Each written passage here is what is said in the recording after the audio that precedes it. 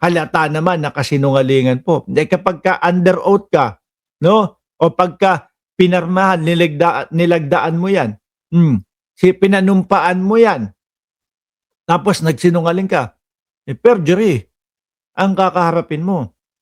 1 taon hanggang 6 na taon ang maaari at posible. Sabi ni Buggy Arellano, Mark, nag-evaporate na si Gutesa.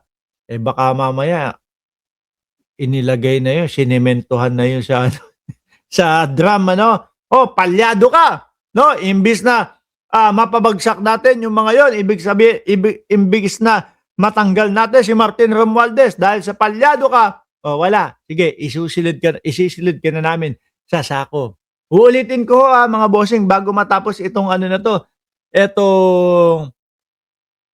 Itong topic na ito. Kung walang ebidensya, wag na natin pag-usapan. Diba? Sayang lang ho sa oras at makakagambala lang tayo ng tao. Alisin na natin. Ngayon ho, mga boss, nasaan na ba tayo? Nako, sandali, isingit ko lang ito. No? Isingit ko lang ito. Nakita ko lang Mga bata pala yung iba doon. Hindi ko sinasabing lahat. Pero mga bata yung mga pinapapirma nila para pa, yan? Meet Digong. He was named after the best president of the Philippines. It's an honor to meet you. Carry the name. Well, little ones. Ano yan? Yung mga bata, yung mga pinapipirma nila doon. Ayan kawawang bata na damay. Siyempre yung mga bata, mga vulnerable po yan. Yung mga madaling mapaniwala. Yung tipo bang wala lang sa kanila. Sige, pirma na ako, sali na ako dyan. Ganyan yung mga kabataan, mga bossing. Kaya siguro, ang ginagawa nitong mga ito, sinasamantala. Ito din ba, yung signature campaign para pauwiin si dating Pangulong Duterte? Diyos ko po, hanggang ngayon umaasa kayo dyan? Sabi sa inyo, antayin nyo na lang yung 10 years. No? Kasi yung Koopman nila, mga kababayan, tingin ko, ang estilo nun, sige, trip na to. Sige, tuloy-tuloy lang, walang problema. No? Pahabain natin ito. Kung ikaw ba naman kumikita 150 million daw, di umano yung kinikita ni Koopman kada buwan? O meron kang 1.8 billion piso sa isang taon? Kahit gastusin yun sa ibang bansa, mga kababayan, pagkalaki-laking pera pa din nun. Di para sa iyo, sige, patagalin natin to. Kung pwede, 20 taon na lang Pero yung mga pagganyan-ganyan, pirma-pirma, sulat kay Donald Trump, wala yan. No? Imposible yan. Ang madalas gumawa sulat kay Donald Trump, si Greco Bellica. Akala naman niya mga kababayan, maniniwala lahat sa kanya. Hanapan mo ng hanapan mo ng tatak ng Office of the President of United States na na-receive na nila o yung receive na tatak. Wala papakita yan nang dedenggoy lang yan Kagaya nung ginawa niya nung eleksyon. Susulat ako kay Donald Trump, kay Putin at kay Netanyahu. 3 yan. Para mapauwi si dating Pangulong Duterte. Sabay labas doon sa kanyang Facebook page. Yung mga DDS, si Greco Bellica. Talagang pinupursige na mapauwi si Tatay Diggs. Sige, iboto natin ito. Ayun, ang ending, pati po yung mga DDS, hindi siya ibinoto. Talo. Di po ba? Lahat gagawin nila para mapapaniwala po yung mga tao.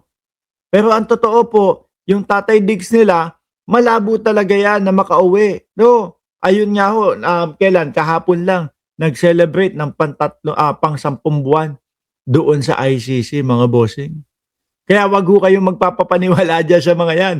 Sabi ni Imelda, Rarogal, hello. Shout out po sa inyo. Anyway mga kababayan, dito na lang muna tayo, no? Kasi sabi ko nga sa inyo, kailangan na ako sa gym No, madami yung inaayos namin doon. 10 treadmill. 10.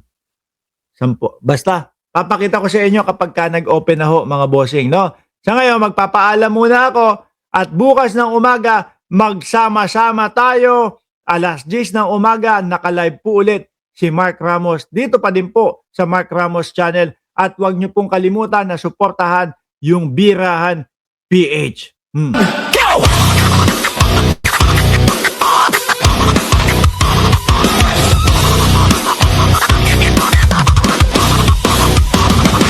Kawawang publiko, grebe na ito. Nilalaso ng isipan, grebe na kayo. Kailangan wakasan ng katampalasan para mailigtas natin mamamayan. Mamameke ka ba? Birahin na yan. Utak ko ka ba? Birahin na yan. Kultong dedes, birahin na yan. Birahin na yan. Birahin na yan. Walang takot, sino ka man naman. Basta para sa katotohanan. Eto na, handa ka na ba? Tabing gawan, dito na birahan. Walang takot, sino ka man naman. Basta para sa katotohanan. Eto na, handa ka na ba? Tabing gawan, dito na birahan. Dito na birahan. Dito na birahan.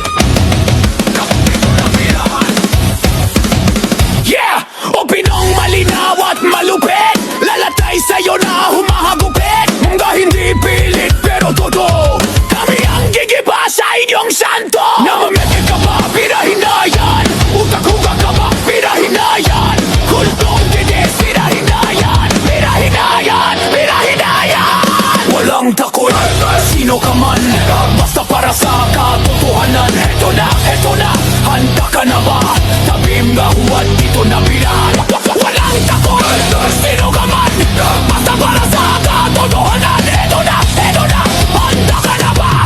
Tabing gawan, dito na birahan.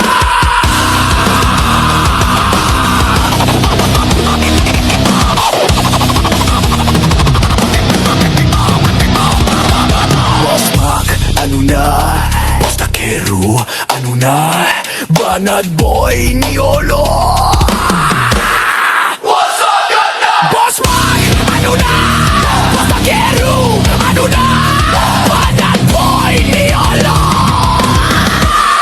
Waspak ka na? Opinong malinaw at malupit. Lalatay sa'yo na humahagupit. Nga hindi pilig pero totoo. Kami ang gigiba sa inyong santo. Namameke ka ba? Birahin na yan. Utak lugar ka ba? Birahin na yan. Kultong dides, birahin na yan. Birahin na yan. Birahin na yan. Walang takot, sino ka man. Basta para sa katotohanan. Eto na. Boss Mark, ano na? Boss Takeru, ano na? Banat boy ni Olo. Boss Mark, ano na? Boss Takeru, ano na? Banat boy ni Olo.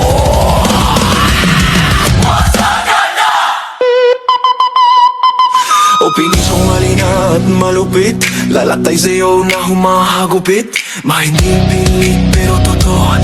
Kami ang gigiba sa inyong santo. Namimeke ka ba? Birahin na yan.